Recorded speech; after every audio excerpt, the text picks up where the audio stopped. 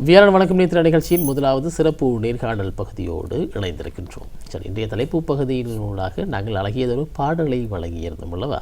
இந்த பாடல் அப்படின்ற ஒரு விஷயம் மனிதனுடைய வாழ்க்கையில் மிக முக்கிய அங்கத்தினை கொண்டிருக்கின்றது அப்படின்னு சொல்லலாம். நாங்கள் சிறு வயது தொடக்கமே நாங்கள் வானொலிகளில் தொலைக்காட்சிகளில் பார்த்து கேட்ட பல பாடல்களை நாங்கள் எங்கள் வாய்களிலும் கூட முணுமுணுத்துக் கொண்டிருப்பதை காணக்கூடியதாக இருக்கும். இன்னும் சொல்லப்போனால் சிறு வயது தொடக்கமே எங்களுடைய பெற்றோர் வழிவாக நாங்கள் இந்த கலையினை அல்லது பாடுகின்ற திறமையினை நாங்கள் வளர்த்த வண்ணமாக இருக்கின்றோம். அவ்வாறான ஒரு அதிதியை தான் இன்றைய தினம் கலையகம் அழைத்து வந்திருக்கின்றோம். குறிப்பாக பிளியந்தலை கல்வி வலய கர்நாடக சங்கீத பாட வளவாளரும் நுகேகுட தமிழ் மகா வித்தியாலயத்தினுடைய கர்நாடக சங்கீத பாட ஆசிரியருமான இசை கலைமானி கல்யாணி சூரியகுமார் அவர்கள் எங்களோடு இணைந்திருக்கின்றார். வணக்கம் அம்மா. வணக்கம். நான் உங்களிடம் இந்த கேள்விகளை ஆரம்பிப்பதற்கு முன்பதாக ஓரிரு வரிகளை கேட்க வேண்டும் என்று ஆசையாக இருக்கின்றதுமா. பாடி காட்டுங்கம்மா. ಮರುಪಾರಿ ತಳಯಲೇನು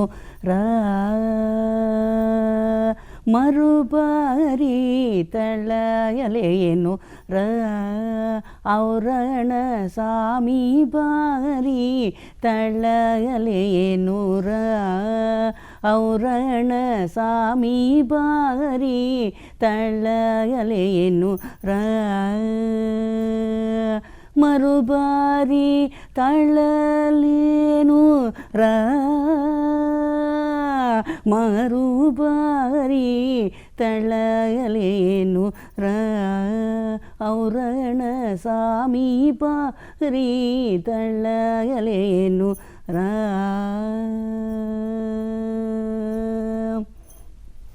மிக அருமையாக பாடியிருந்தீங்க அம்மா. உண்மையில் பாடல் அப்படின்ற ஒரு விஷயம் நான் ஆரம்பத்தில் சொன்னது போல தான், எங்களுக்கு எந்த விதமான ஒரு கஷ்டம் வருகின்ற பொழுது அல்லது சோகமாக இருக்கின்ற பொழுது எம்மை உற்சாகப்படுத்துவதற்கு அல்லது எம்மை புதுப்பித்துக் கொள்வதற்கு இந்த பாடல்களை கேட்பது வழக்கம். குறிப்பாக இவ்வாறான இந்த கர்நாடக சங்கீத பாடல்களை பார்க்கின்ற பொழுது கேட்கின்ற பொழுது ஒரு அபரிவிதமான ஒரு ஆனந்தம். அதனை நாங்கள் சொல்வதாக இருந்தால் வெறும் வார்த்தைகளால் சொல்வதும் கூட கடினமாகத்தான் இருக்கும். உங்களுடைய இந்த பயணம் எப்போது எங்கே ஆரம்பிக்கப்பட்டது? என்னுடைய பயணம் நான் சிறு வயதிலிருந்தே எனது தந்தையை குருவாக கொண்டு தான் நான் இந்த கேள்வியை கேட்டேன். எங்களோட குடும்பமும் இசை குடும்பம். இப்போ 4 வயசுலேருந்தே நான் கற்று எனது தந்தையார் நிகழ்ச்சிகளுக்கு செல்கிற பொழுது, இசை நிகழ்ச்சிகள் செல்கிற பொழுது நானும் அவருடன் செல்வேன். அந்த கச்சேரியெல்லாம் நானும் பார்த்து அதிலே எங்களோட குடும்பமே கொஞ்சம் இசையிலே ஆர்வமுண்டபடியால் நாங்கள் சிறு வயதிலேருந்தே கேட்டு அப்படியே தந்தை பாடுறது கேட்டு அப்படியே படித்து வந்தேன். சிறு வயதிலேருந்தே கற்ற கல்வி என்று சிறு வயதிலேருந்து கற்று அது படித்து அப்படியே வந்து அது பல்கலைக்கழகம் வரையும் எனது தந்தை தான் எனக்கு குருவாக இருந்து இந்த இசையை கற்றுக் கொடுத்தார். இப்போ நான் இப்பொழுது ஆசிரியராக கடமையாற்றுகின்றேன். இப்போ இந்த இசை மனதுக்கு சந்தோஷத்தை தர நாங்கள் பாடுகிற பொழுது எங்களோட மனம் சந்தோஷம் அடையும். அதே நேரம் இனிமையான இசையை கேட்குற பொழுது மனதுக்கு ஒரு விதமான புத்துணர்வு ஏற்படும். அதே நேரம் அன்பு. இதில் இந்த ஒவ்வொரு ராகங்கள் ஒவ்வொரு ரசங்களை கொண்டது. அந்த ராகங்கள் கருணை, அன்பு, இப்போ அடுத்தவர்களில் இரக்க குணங்கள் இந்த இதில் பாடுற பொழுது ஏற்படும். இப்போ இந்த இதுகள் நாங்கள் கேட்கிற பொழுது எங்களோட மனங்களே ஒரு சந்தோஷ நிலையில் இருக்கும். நோய்கள் வராது. மிக முக்கியமாக உண்மையிலே நோயற்ற வாழ்வே குறைவற்ற செல்வம் அப்படின்னு சொல்லுவாங்க இல்லையா? அப்படி நோயற்ற வாழ்வை வாழணும் அப்படின்னு சொன்னால் சங்கீதம் அப்படின்றது மிகப்பெரியதொரு உதவியை செய்கின்றது என்பதை நாங்கள் சொல்லியாகணும். குறிப்பாக இந்த சங்கீத துறையிலே நாங்கள் தெரிவு செய்கின்ற பொழுது, கற்றல்கள் இருக்கின்ற பொழுது யாரேனும் ஒரு குருவினை மையமாக கொண்டு தான் கற்பது. குறிப்பாக நீங்கள் உங்களுடைய தந்தையே திரு ஸ்ரீரங்கநாதன் ஐயா அவர்களுடைய அந்த வழிகாட்டினை உங்களுடைய தந்தை என்கின்ற பொழுது அது எப்பொழுது நீங்கள் எப்படி பார்த்தீர்கள்? நீங்கள் குறிப்பாக ஒரு குருவினிடம் நீங்கள் கல்வியினை கற்கின்ற பொழுது, குறிப்பாக இந்த இசை சம்பந்தமான விடயங்களை கற்கின்ற தாண்டி தன்னுடைய தந்தையிடமே கற்கின்றோம் என்ற வழியில் அதனை நீங்கள் எவ்வாறு உணர்ந்தீர்கள்? அந்த தந்தையிடம் கற்பதுன்றது மிகவும் சிரமமான, ஏனைய மாணவர்கள் கற்க மாட்டார்கள். இப்போ எனக்கு என்ன தந்தை பொறுமையாக இருந்து கற்பித்தார். நானும் அவர் சொல்கிறத கேட்டு அந்த கல்வியை கற்று அந்த இசையை கற்று அது பட்ட படிப்பு வரையும் நான் படித்திருக்கிறேன். அல்லது பெரிய ஒரு சந்தோஷப்பட வேண்டிய விஷயம் அது. இப்போ எல்லாராலும் முடியாது.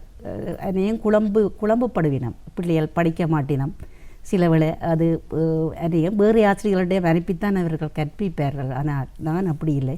நான் என்ன தந்தையிட தான் எல்லாமே கற்றுக்கொண்டேன். மற்றது பல்கலைக்கழகம் என்று சொல்கிற பொழுது அங்கு நிறைய விரிவுரையாளர்கள் வருவார்கள். இப்போ அவர்களிடம் கட்டாயம் அதுகள் கற்றுக்கொள்ளத்தான் வேணும். அங்கே நிறைய நல்ல விரிவுரையாளர்கள், நல்ல ஆர்வமான விரிவுரையாளர்கள் பாடங்களை இலகுவான முறையில் அனைத்து மாணவர்களுக்கும் கற்பிப்பார்கள். அதே மாதிரி எனது தந்தையும் எல்லா மாணவர்களுக்கும் கற்பிப்பார் நல்ல. அப்போ எல்லாரும் விரும்பி எனது தந்தையிடம் கற்பார்கள் வந்து. அதே நானும் அதில் கேட்டு நான் அவர் கற்பிக்கிற பொழுது நானும் கேட்டு படித்து கொள்வேன். எனது தாயாரும் இந்த இசையில் மிகவும் ஈடுபாடு உடையவர். அதன்படியாலே அதை தளர விடாமல் இதை படிக்க ஆர்வத்தை தந்து எங்களை தந்தையையும் கற்பிக்க வைத்து என்னையும் படிக்க வைத்துள்ளார். உண்மையில் பெண் பிள்ளைகளை பொறுத்த மட்டிலே தன்னுடைய ரோல் மாடல் முன்மாதிரியாக தந்தை என்றவரை நாங்கள் மறக்கவே முடியாது. குறிப்பாக அவ்வாறு நீங்கள் இன்னமும் நிரூபித்தும் காட்டியிருக்கின்றீர்கள். உங்களுடைய முதலாவது கச்சேரியின் அனுபவம் எப்படி இருந்தது? எனது முதலாவது கச்சேரி என்பது நான் ஒரு நாச்சிமார் கோயில், கொக்குவேல் நாச்சிமார் கோயிலில் நடைபெற்றது. அப்போ நான் யூனிவர்சிட்டி, அதாவது நுண்கலைத்துறையில் நான் 2வது வருடம் படித்து கொண்டிருக்கிறேன். அப்போ அநேகம் கச்சேரிகள் செய்ய ஆரம்பத்தில் விரும்ப மாட்டேன். ஏனெண்டா பிள்ளையாக படித்திடுவேன் அப்படி ஒரு நிலை இருக்கும். தன்னை மாதிரி பாட வேணும் என்ற ஒரு நினைப்பு. நான் சில வேளை என்ன செய்வேன் என்று சொன்னால், அவருக்கு தெரியாமலே சில நிகழ்ச்சிகள் பாடுற பொழுது கேட்குற பொழுது நான் என்னுடைய பெயரை கொடுத்து விட்டு வந்தேன். ஆனால் அந்த நிகழ்ச்சி தொகுப்பாளர்கள் வந்து அப்பாவுக்கு தெரிந்தவர்களாக இருப்பார்கள். அப்பாவுக்கு தெரியாமல் நிகழ்ச்சிகளை அவர்கள் செய்ய மாட்டார்கள். அப்போ அப்பா கேட்டுத்தான் செய்வார்கள். அப்போ அப்பாவோட ஒரு முறை போன பொழுது கேட்கணும், இந்த பேர்லேயே ஒரு ஆள் எங்களுக்கு நிகழ்ச்சிக்கு தந்துட்டு போகிறா, சார் விடலாமா? அவர் பிறகு சொன்னார், இது என்னுடைய மகள் தான். அது பிறகு ஓமன்னு சொல்லி அந்த நிகழ்ச்சியை நான் செய்து அப்போ அப்படி சிலதுகளே கொஞ்சம் தடை பண்ணுவார். நல்ல முறையில் பயிற்சி எடுத்து தான் அதில் பாட வேணும். அது உண்மைதான். பயிற்சி எடுக்காமல் பாட முடியாது. நாங்கள் திரும்ப ஒரு விஷயத்தை பாடி பழகித்தான் மேடி ஏற வேண்டும். நிச்சயமாக ஒரு குரு என்ற ரீதியிலே தன்னுடைய சிஷ்யன் சிறந்த முறையிலே தன்னிடம் பல விடயங்களை கற்றுதன் பின்பதாகத்தான் அரங்கிலே பலர் முன்னாலே தன்னுடைய திறமையை வெளிப்படுத்த வேண்டும் என்பது அநேக குருக்களினுடைய நிலைப்பாடாக இருக்கிறது. இருப்பினும் ஒரு தந்தை என்கின்ற பொழுது இல்லை, தன்னுடைய மகளுக்கு நான் இவ்வளவு தூரம் படிப்பித்திருக்கின்றேன், தன்னால் இந்த விடயங்களை சரிவர செய்ய முடியும் என்ற ஒரு நம்பிக்கையின் காரணமாக அந்த நிலையை நீங்கள் எவ்வாறு உணர்ந்தீர்களம்மா? குறிப்பாக நீங்கள் கச்சேரி செல்கின்ற பொழுது கச்சேரியின் பின்னராக தந்தையினுடைய மதிப்பீடுகள் எவ்வாறு இருந்தது? அவர் வந்து என்ன செய்வார்னு சொன்னால், நான் பாடி சில வேளை அவர்கிட்ட பாடி காட்டித்தான் செல்வேன் நிகழ்ச்சிகள் செய்கிற பொழுது.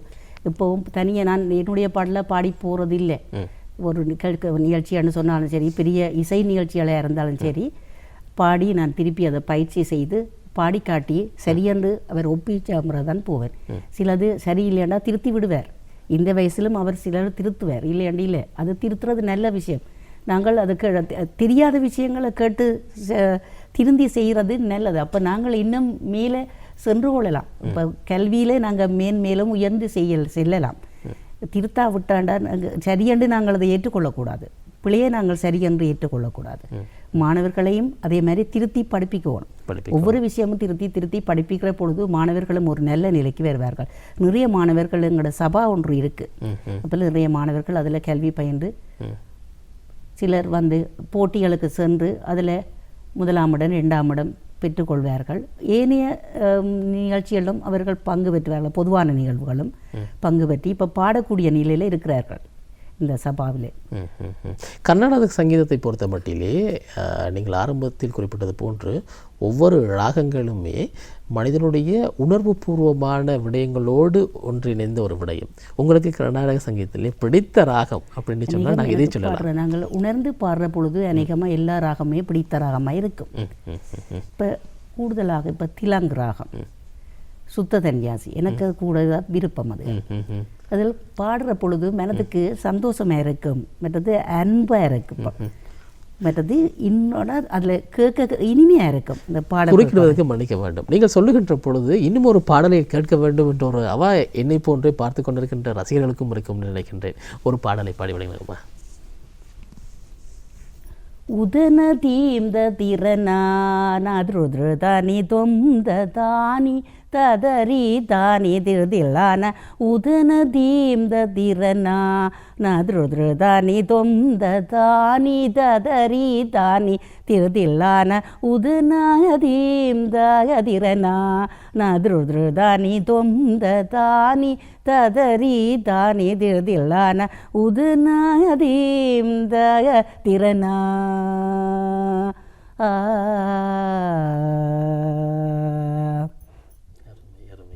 உங்களுடைய இந்த பயிற்சி காலத்திலே நீங்கள் சந்தித்த சவால்களாக நாங்கள் எவற்றினை குறிப்பிடலாம்? குறிப்பாக கர்நாடக சங்கீதம் என்கின்ற பொழுது பலரது எண்ணங்களாக இருக்கின்றது, இது சற்று கடினமான ஒரு பகுதி, அல்லது இது சற்று கடினம், மீளத்தைய இசையோடு ஒப்பிடுகின்ற பொழுது கர்நாடக சங்கீதமானது சற்று கடினம் என்று எண்ணுபவர்கள் பலர் இருக்கின்றார்கள். உங்களுடைய இந்த பயிற்சி காலத்திலே உங்களுடைய சவால்களாக நீங்கள் எவற்றிலே சொல்லலாம்? இல்லை, கடினம் என்று சொல்ல முடியாது. என்னென்னு சொன்னால் மாணவர்களுக்கு கற்பிக்கிற முறையில் தான் இதை இலகுவாக்கலாம். மாணவர்களுக்கு புரியும்படி கற்பிக்க வேணும். மாணவர்களுடைய நிலையை அறிந்து நாங்கள் இதை கற்பிக்கும் பொழுது மாணவர்கள் அதை கிரகிச்சு அதை படிக்கக்கூடிய ஆற்றல் அவர்களுக்கு வரும். கஷ்டம் என்று சொல்ல முடியாது, நீங்கள் சொன்ன மாதிரி இது கடினம் என்று சொல்ல முடியாது. நாங்கள் கூடிய பயிற்சி எடுக்கணும். ஆரம்ப பயிற்சிகளை கூடுதலாக மாணவர்களுக்கு பயிற்சி அளித்து அதை பாட வைக்கிற பொழுது மாணவர்கள் அதை இலகுவாக பாடக்கூடியதாக இருக்கும். எங்களுடைய 5 வீரர்களும் ஒரே மாதிரி இருக்காது தானே, அதே மாதிரி மாணவர்களுடைய நிலைமை, மாணவர்களுடைய கல்வித்தரமும் அப்படித்தான் இருக்கும். மறுபடியாக நாங்கள் எல்லா மாணவர்களையும் ஒரே மாதிரி கொண்டு வர முடியாதிருந்தாலும் கூடிய வரையில் நல்ல ஒரு நிலைக்கு கொண்டு வரலாம். குறிப்பாக கடந்த காலங்களோடு ஒப்பிடுகின்ற பொழுது மாணவர்கள் மத்தியிலே ஏற்படக்கூடிய அந்த ஏற்புத்தன்மை, இந்த கர்நாடக சங்கீதம் தொடர்பான இந்த அறிவு அவர்கள் மத்தியில் எவ்வாறு உள்வாங்கப்படுகின்றது தொடர்பாக விளக்குங்களா? சூழ்நிலையும் ஒரு காரணமாக இருக்கும், வறுமை ஒரு காரணமாக இருக்கும். மாணவர்கள் அதை சில வேளை நாங்கள் போட்டிகள் என்று அழைக்கிற பொழுது மாணவர்களுக்கு வர முடியாத போக்குவரத்து சிக்கல்களும் இருக்கும். அதுதான் காரணம். மற்றபடி மாணவர்கள் பின்வாங்கி போகிறது என்று சொல்ல முடியாது. மாணவர்களுக்கு ஆர்வம் இருக்குது, அதை நாங்கள் இலகுவான முறையில் கற்பித்தால் மாணவர்கள் அதை கற்றுக்கொள்வார்கள். நிறைய மாணவர்கள், நான் இங்கு ரத்மாலா இந்த கல்லூரியில் தான் எனக்கு முதலாவது நியமனம் கிடைத்தது. 20 வருடங்கள் அங்கே கற்பித்தேன். அங்கு நிறைய மாணவர்கள் போட்டியில் பங்கு பெற்றுவார்கள். நிறைய அவர்களுக்கு பரிசு பொருட்கள், ஏனைய வெளிப்போட்டிகளிலும் சென்று பரிசு பொருட்கள், சான்றிதழ்கள் எல்லாம் பெற்று வச்சுக்கிறார்கள். ஒவ்வொரு மாணவர்கள்ட்ட நிறைய ஒவ்வொரு 20-30 சான்றிதழ்கிட்ட வைத்திருப்பார்கள். அந்த எனக்கு அது பார்க்குற பொழுது சந்தோஷமாக இருக்கும். ஒவ்வொரு சர்டிஃபிகேட்டும் கொண்டு வந்து காட்டுங்கன்னு சொல்கிற பொழுது பிள்ளைகள் கொண்டு வந்து காட்டுவினோம். ஃபைலில் போட்டு 15-20 ஆண்டு ஒவ்வொரு பிள்ளைகிட்டும் இருக்கும். குழு நிகழ்ச்சிகள், தனி நிகழ்ச்சிகள். குழு நிகழ்ச்சிகள் ஒரு வருஷத்தில் குழு நிகழ்ச்சிகள் என்று அனுப்பும் பொழுது கிட்டத்தட்ட 20 பிள்ளைகள்கிட்ட சான்றிதழ்கள் எடுப்பார்கள். தன் நிகழ்ச்சிகளும் அப்படி எடுப்பார்கள். எனக்கு ஒரு சந்தோஷம், அந்த பிள்ளைகள் அப்படி சான்றிதழ்களுக்கு பெறும்போது நான் சந்தோஷப்படுவேன். பிள்ளைகளுக்காக வேண்டித்தான் நான் நிறைய சேவைகள் செய்திருக்கிறேன் அந்த பாடசாலையிலும். இப்போ நுகைகொடையிலும் அப்படித்தான் மாணவர்களே மேலும் நல்ல நிலைக்கு கொண்டு வர வேணும் என்ற நினைப்போடு தான் நான் சேவையாற்றுகின்றேன். ஒரு ஆசிரியருடைய மிக முக்கிய நோக்கம் அல்லது மிக முக்கிய கடமை, பொறுப்பு என்று சொன்னால் தன்னிடம் பயிலுகின்ற மாணவர்கள் நல்ல நிலையினை அடைய வேண்டும். தான் ஆரம்பிக்கின்ற பொழுது எந்த நிலையில் இருக்கின்றார்களோ அதனையும் தாண்டி பிரிதொரு உச்ச நிலையினை அவர்கள் அடைய வேண்டும். வாழ்க்கையில் பல்வேறு படிகளுக்கு முன்னேற்றமாக அடைய வேண்டும். அதற்கு வழிகாட்டிகளாகத்தான் எங்களுடைய ஆசிரியர்கள் இருக்கின்றார்கள் என்பதை நாங்கள் மறந்துவிடக்கூடாது. குறிப்பாக 20 வருட கால அனுபவத்தினை கொண்டிருக்கின்றீர்கள். ஒரு சங்கீத ஆசிரியராக நியமனம் கிடைக்கின்ற பொழுது சமூகத்தில் உங்களுக்கான அங்கீகாரம் எவ்வாறு காணப்பட்டது? எனக்கு அநேகம் பாராட்டுவார்கள். நான் செய்கிற செய்கையை பார்த்து பாராட்டுவார்கள். அதே நேரம் நானும் நிகழ்ச்சிகள் செய்வேன். மாணவர்களையும் கொண்டு நிகழ்ச்சிகள் கூடுதலாக செவிப்பேன். இப்போ என்ன 20 வருடமாக ஒரு பாடசாலையில் இருந்திருக்கிறேன் என்று சொன்னால் அந்த அதிபர்கள் என்னை வேறு இடத்துக்கு அனுப்ப முடியாத காரணம் தானே. இப்போ நான் அவ்வளோத்துக்கு சேவை செய்த காரணத்தினால் அந்த பாடசாலையில் அவ்வளோ காலம் இருக்க வேண்டி வந்தது. மாணவர்கள் தேசிய மட்டம் கூட போயிட்டு பரிசுகள் எடுத்துகிட்டு வந்திருக்கிறார்கள் வேறு மாவட்டங்களுக்கு. அப்படி நான் அழைத்து செல்வேன். எனது சிரமத்தை பார்க்காமல் நான் என்ன வேலை வீட்டில் இருந்தாலும் மாணவர்களுக்காக நான் சேவை செய்கிறது கூடுதலாக இருந்தது. அதே மாதிரி இப்போ கற்பிக்கிற பாடசாலையிலும் அப்படித்தான் சேவை செய்கின்றேன். பிறகு எங்களோட வலயம் பிலியந்தல வலயம் வந்து தமிழ் பிரிவு சரி, ஏனைய மொழி பிரிவுகள் சரி, அந்த மாணவர்களை ஊக்குவித்து கல்வி தரத்தை உயர்த்த வேண்டும் என்ற அக்கறையோடு தான் செயற்படுகிறார்கள். அப்போ அந்த வலயமும் நல்ல செயற்பாடுகளை கொண்டதாக காணப்படுவதற்கு பாடசாலை அதிபர்களும் மாணவர்களுக்காகத்தான் ஒவ்வொரு செயற்பாடுகளையும் செய்து மாணவர்களை நல்ல நிலைக்கு கொண்டு வரணும் என்று பாடுபடுகிறார்கள். மாணவர்களுடைய அந்த ஆர்வம் எவ்வாறு காணப்படுகிறது, குறிப்பாக இந்த கர்நாடக சங்கீதத்தினை பயில்கின்ற பொழுது? ஆர்வமான மாணவர்கள் இருப்பார்கள், வேண்டாவிருப்பா மாணவர்களும் இருப்பார்கள். அது படிக்கிற பொழுது நீங்கள் சொன்ன மாதிரி கடினமாக இருக்கும். சில மாணவர்களுக்கு வாயில் வராது, சிலதுகள் கற்கிற பொழுது உடனே வாயில் வராது, போக போகத்தான் அதுகள் சரியாகும். இப்போ கொஞ்சம் கொஞ்சமாக அந்த பிள்ளைகளுக்கு சொல்லி படித்து வாங்கொண்டு சொல்லி படிப்படியாகத்தான் அதை நாங்கள் சரிப்படுத்தி கொண்டு வர முடியும். மாணவர்களுக்கே அதை புரிந்து கொள்ளும். நாங்கள் ஆரம்பத்தில் இந்த பாட்டு படிக்கிற பொழுது எப்படி இருந்தது, இப்போ ஒரு மாதத்துக்கு பிறகு படித்து வேற எப்படி இருக்குது, கேட்க எப்படி இருக்கண்டு மாணவர்களே உணர்ந்து கொள்வார்கள். இந்த நுகை கொடையில் அப்படி தமிழ்த்தின போட்டிக்கு பிள்ளைகள் போயிட்டு அந்த மாகாணத்தில் 3ஆம் இடம் பெற்றார்கள்.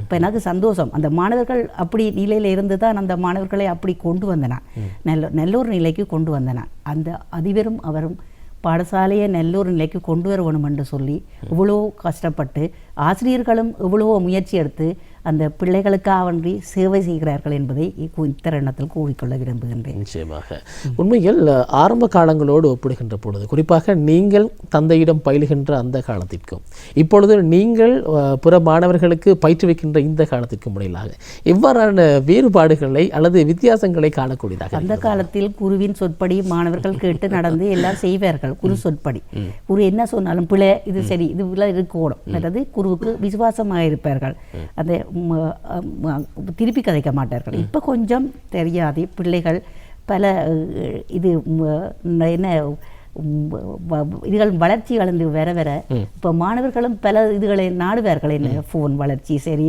யூடியூப் சரி, எல்லாம் சரி வளர்ந்து வர வர வர அவர்களும் அந்த நாட்டங்கள் வந்து தாங்களாகவே படிக்கலாம்ன்ற ஒரு நினைப்பு வரும். ஆனால் அது ஒரு குருவிக்கினூடாகத்தான் படிக்கணுமென்றது அவர்கள் அறிந்து கொள்ள மாட்டார்கள். நானே படிக்கலாம், ஆனால் அதில் பல பிள்ளைகள் இருக்கலாம். இப்போ குருவை அணுகித்தான் நாங்கள் இப்போ அந்த காலத்தில் குருவை அணுகித்தான் எல்லாரும் செய்த என்னத்தை பாடினாலும் குருவின் மூலம்தான், குருவின் ஆசையோடு தான் பாடுவார்கள். இப்போ அப்படி இல்லை, தானாக பாடலாம். ஆனால் அதில் பாடுற பொழுது பிள்ளைகள் இருக்கும். இப்போ பலர் வெளியிலே இருந்து பார்க்குற பொழுது இதில் பல பிள்ளைகள் இருக்குன்னு சொல்லுவார்கள். இப்போ அந்த குரு கேட்டுக்கொண்டிருக்கிற பொழுது அது இந்த பிள்ளை இப்படி பிள்ளையாக பாடிட்டார், பிறகு திருப்பி தனிப்பட்ட ரீதியில் அந்த பிள்ளைகளை சரிப்படுத்தி பாட வைக்கணும் அந்த மாணவர்களை. ஆனால் இப்போ கொஞ்சம் அப்படி முறைதால் போய்கொண்டிருக்குது. தானாக கேட்டு படிக்கலாம் அப்படி இல்லை, இசையை கற்று சரியான முறையில் இசையை கற்று ஒரு மாணவன் இருப்பானா இருந்தால் அவன் தானாகவே கேட்டு படிக்கும் ஆற்றல் அவனுக்கு வரும். கற்காத ஒரு மாணவன் அறகுறையான ஒரு ஆரம்ப பயிற்சியை படிச்சுட்டு அதிலேருந்து தான் படிக்கலாம் என்று நினைத்தால் அது ஒருபோதும் முடியாது. குருவை அணுகித்தான் அதெல்லாம் செய்ய வேண்டும். குருவின் சொற்படி இது சரியா பிள்ளையா என்றதை குருவை கேட்டு அதை செய்து கொள்ளலாம், அது பிழை இல்லை. தற்காலத்தை பொறுத்த மட்டிலே இந்த குறிப்பாக கர்நாடக சங்கீதத்தினை குறுகிய கால பாடநெறிகளாகவும் பல தனியார் நிறுவனங்களும் சரி, அரசு துறை சார்ந்த நிறுவனங்களும் சரி முன்னெடுக்கின்றார்கள். குறிப்பாக ஒருவரை பொறுத்த மட்டிலே அது மாணவர் என்று வைப்போமே, அது அவருக்கு சாதாரணமாக எவ்வளவு காலம் சாதாரணமாக இந்த கர்நாடக சங்கீதத்தினை அடிப்படையினை முடிக்கக்கூடிய காலப்பகுதியாக எவ்வளவு சொல்லலாம்? ஒரு வருடங்களில் அடிப்படை விஷயங்கள் ஒரு வருடமாகும் படித்து முடிக்க.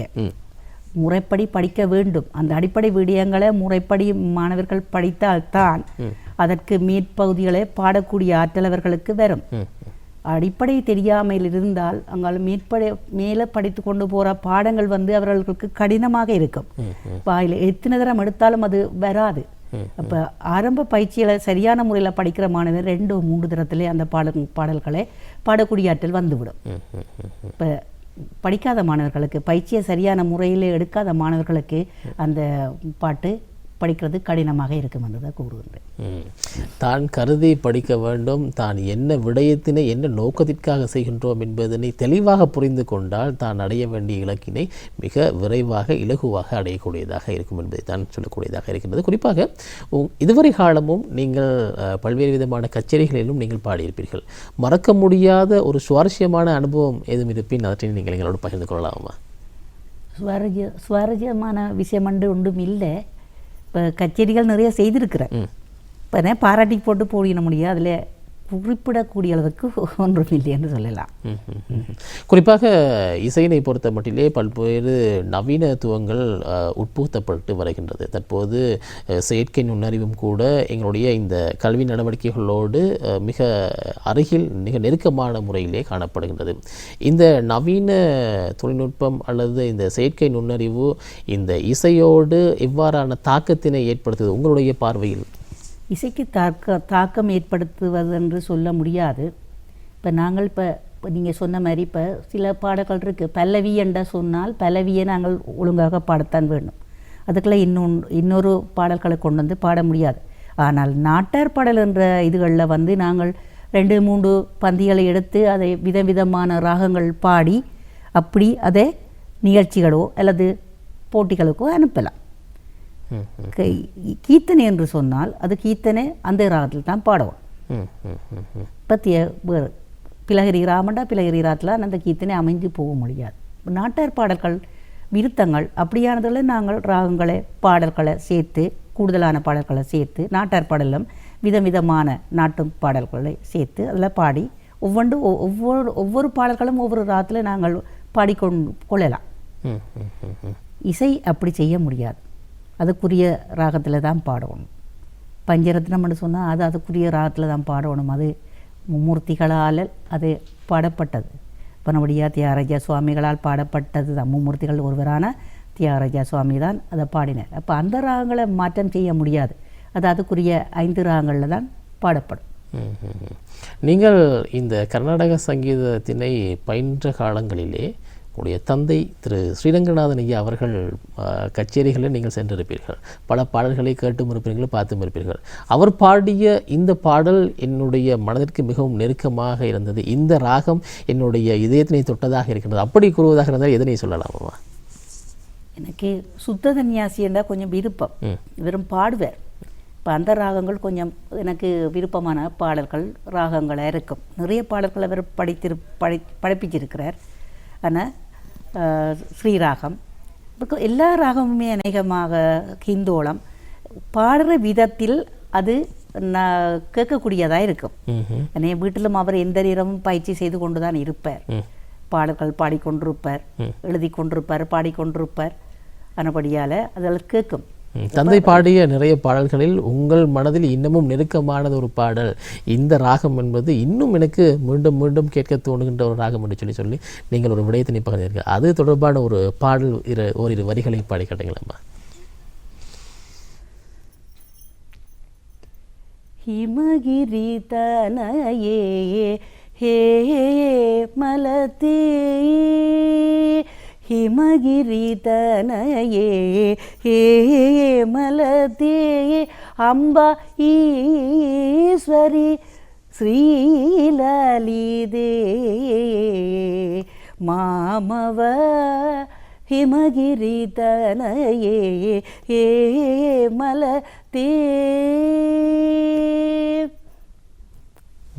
அருமை அருமை. உண்மையில் இன்றைய நிகழ்ச்சியின் தயாரிப்பாளர் மா கேசவன் அவர்களும் கூட உங்களுடைய தந்தை திரு ஸ்ரீரங்கநாதன் அவர்களோடு மிக நெருங்கிய உறவினை கொண்டிருக்கின்றார்கள், நண்பர்னு சொல்லி ஆக வேண்டும். அது மட்டும் இல்லாமல் இலங்கை ரூபவாணி கூட்டத்தை பல்வேறு நிகழ்ச்சிகளினூடாகவும் கூட சந்தித்திருக்கின்றார்கள். குறிப்பாக எதிர்காலத்திலே மாணவர்களுக்கு இந்த கர்நாடக சங்கீதம் தொடர்பான ஒரு விடயத்தினை கற்க வேண்டும் என்று சொன்னால் உங்களுடைய அறிவுரை அல்லது ஆலோசனை இவ்வாறு அமையப்பட்டதுமா?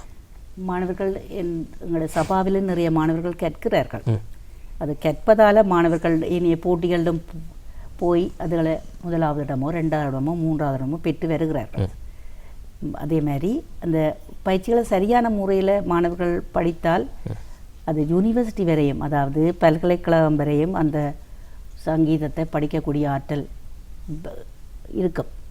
இப்போ பாடசாலைகளில் கல்வி இதில் சாதாரண தரத்தில் இப்போ பிஓ சிஓ எடுத்த மாணவர்கள் உயர்தரத்தில் அதை சங்கீதத்தை ஒரு பாடமாக கற்று பிறகு பல்கலைக்கழகம் சென்று அங்கே ஒரு பட்டப்படிப்பாக கற்கக்கூடிய ஆற்றல் இருக்குது.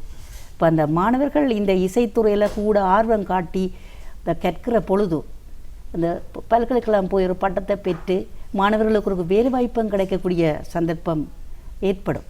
இப்போ அதை உணர்ந்து பெற்றோர்களும் அதுக்கு ஊக்குவித்து, இப்போ ஆசிரியர்களும் ஊக்குவித்து அதை மாணவர்களை கொஞ்சம் நல்ல ஒரு முறைக்கு கொண்டு வந்தால் நல்லது, மாணவர்கள் எதிர்காலம் நல்லா இருக்கும் என்றதை குறிப்பிடும். அருமையாக சொல்லியிருந்தீங்களம்மா.